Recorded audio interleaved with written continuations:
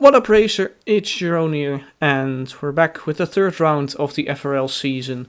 Another league racing video, and today we're here at a track we very well know at this point, and it is Abu Dhabi.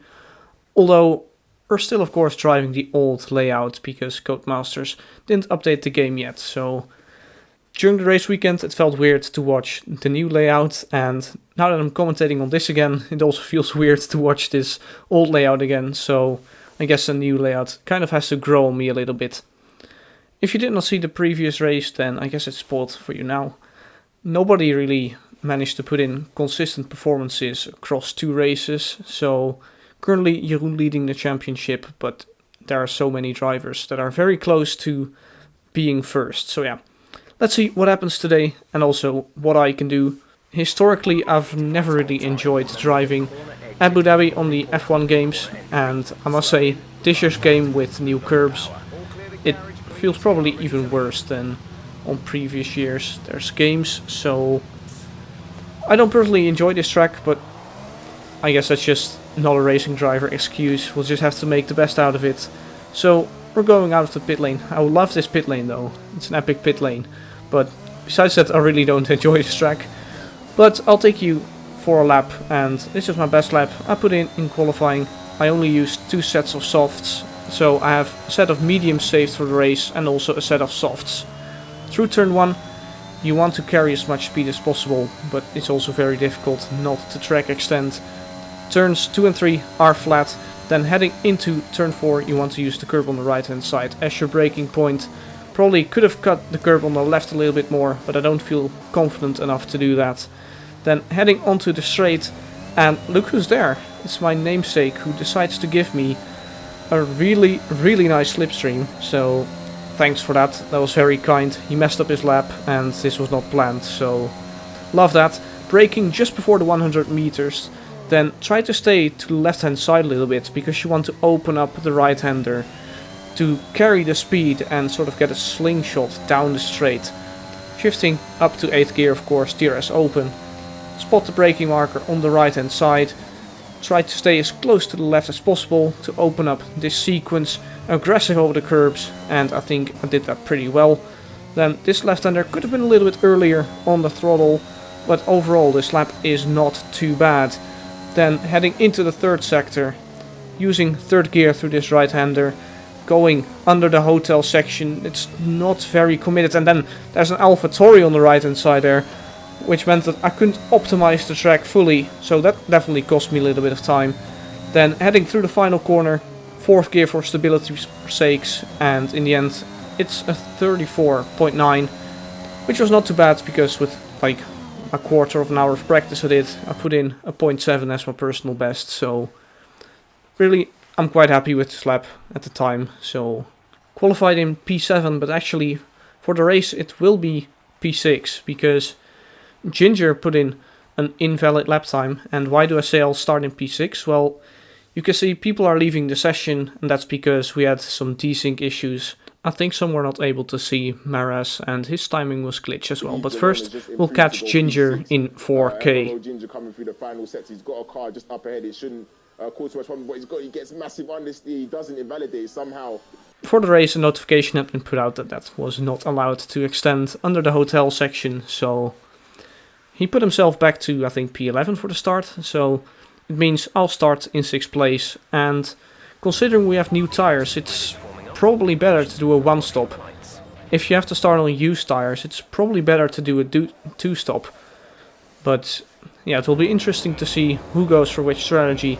Anyways, 5 red lights, both McLarens ahead of me, and the red lights stay on pretty long, but it's pedal to the metal now, and Heyoo has quite a poor start, so immediately we take 5th place in the race, unchallenged into turn 1, so that's always nice. And let's see, I have to adjust to heavy fuel of course, and Santeri also managed to get past Heyoo as well as Simply Shender, also known as Sing Shender, so that's just a different name for his account. He's back in this league as well. Anyways, heading for the first time onto the main straight, and I didn't really get the rotation there through the hairpin, so it means I'm a little bit far behind Simbalix, which means I'm put under pressure by Santeri a little bit, but it seems he didn't want to completely drain his battery, so neither do I. And heading into the chicane here, ran a little bit deep, which once again compromises my exit a little bit. Symbolix actually gaining a bit of time on me again, so not very optimal, but overall I don't lose any positions, and in fact Simply Shender has overtaken Centauri, so good start by me, but I have to admit I was struggling quite a bit to keep up with all the drivers in front of me. I think somewhere at the end of lap 2 safety car had been called out. It would have been really close for me to stay within DRS range, and I was basically sleeping at the restart here. I'm not sure what exactly happened. I don't think I expected Lars, who also got the pole position, to go that early, so that's just completely my bad, and it means I'm basically once again at about a second away from Symbolix. Not sure how that was not a warning for track limits, but I'll take that.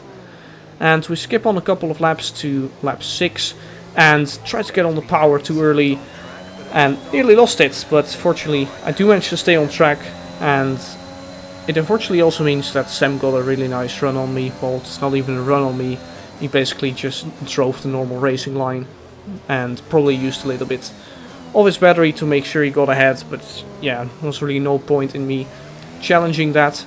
So as I already mentioned, I was struggling like quite a bit to keep up with these front runners, and yeah, I guess I just don't have the natural pace and natural confidence around this track.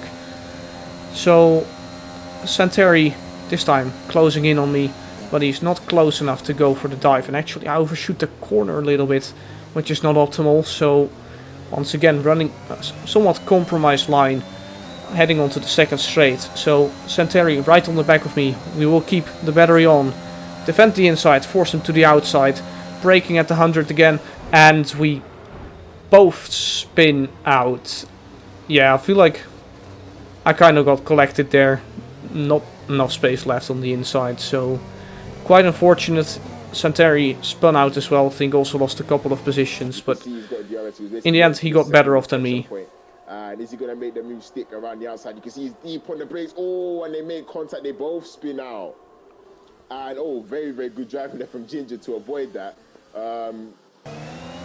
Yeah, I think there was not much I could do there. Really unfortunate, but it means we've dropped down to P12 in the race, and we've fallen back behind quite a lot of medium runners. Although with this yellow... No, actually we don't gain a position here. I thought we'd gain a position with that yellow flag. That's not the case. But there was quite a heavy... Oh, look, that was where I gained a place. There was a car off on the right hand side. Anyways though, we're skipping ahead quite a bit, and you can see a battle is forming for, I think, P7 in this race here. And it's getting very feisty. I think someone might have a bit of damage here, as Jeroen is actually quite close up my gearbox, and unfortunately, yeah, things go even worse than expected. I think what happened there is snatched the brakes. I couldn't keep proper braking and basically just ran into the back of that Red Bull. So yeah, that was not great, and to make things even worse, I was just not in the right frame of mind at this moment, and I spun again, so that wasn't great. But coming out of the pit lane, decided to make my stop, and right as I come out of the pit lane, there's a safety car deployed, and that's the reason why.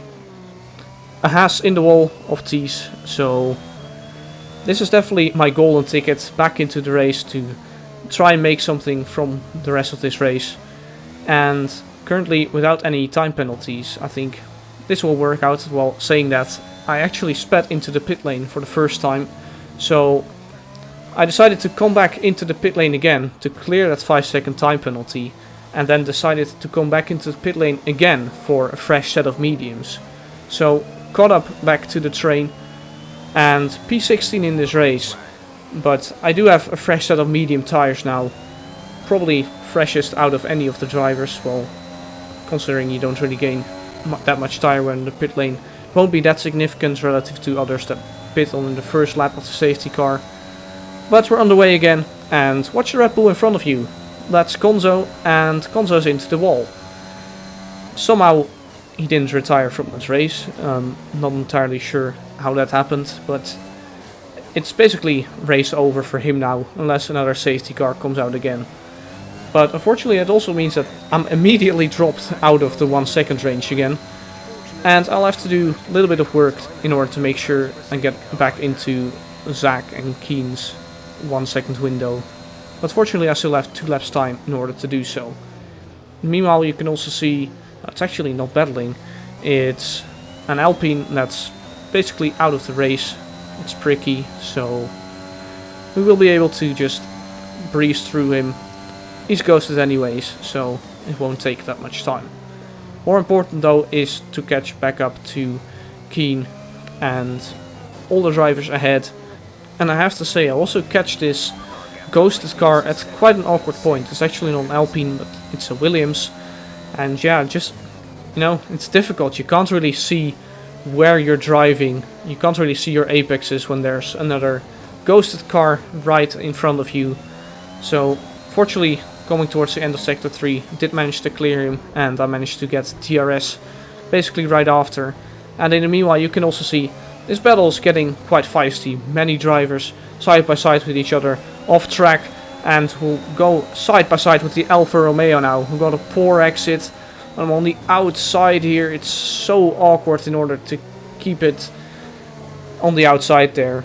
And, you know, considering I had an incident there before, I also didn't really feel that confident to, like, brake at maximum brake power. So, in the end, I wish I had tried to move on Keen here, but I actually decided to brake a bit earlier, save a little bit more ERS.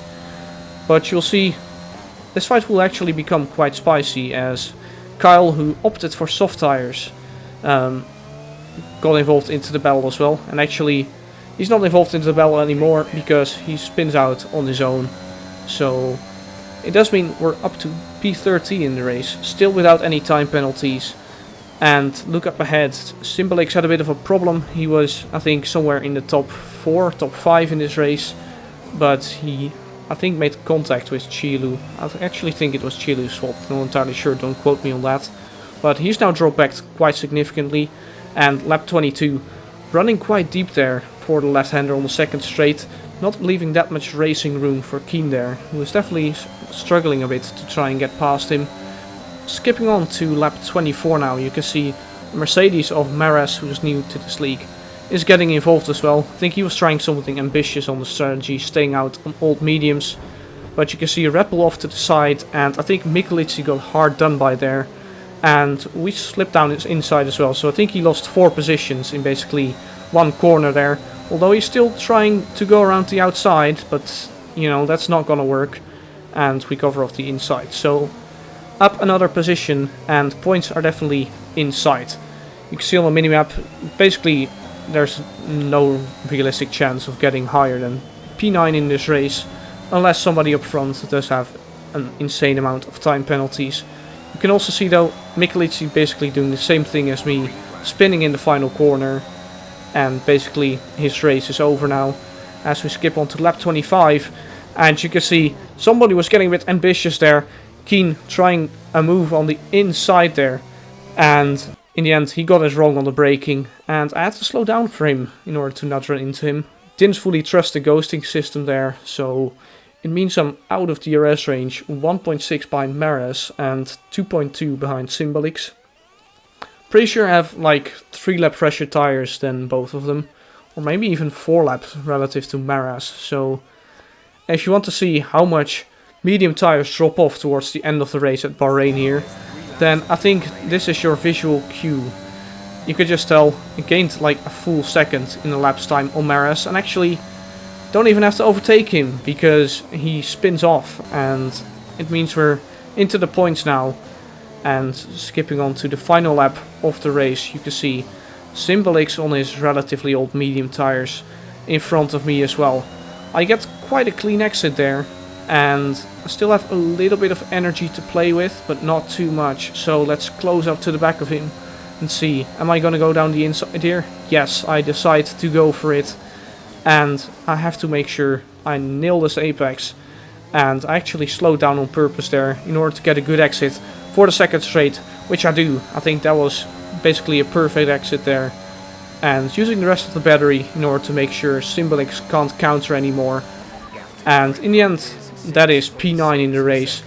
You can also see Zach 6.5 seconds behind or in front of me with a 6-second time penalty, but I couldn't catch up enough through the final sector in order to gain another place. So in the end, P9's probably not too bad, considering I couldn't really keep up with the front runners in the first stint. I think P7 probably would have been the maximum in the race.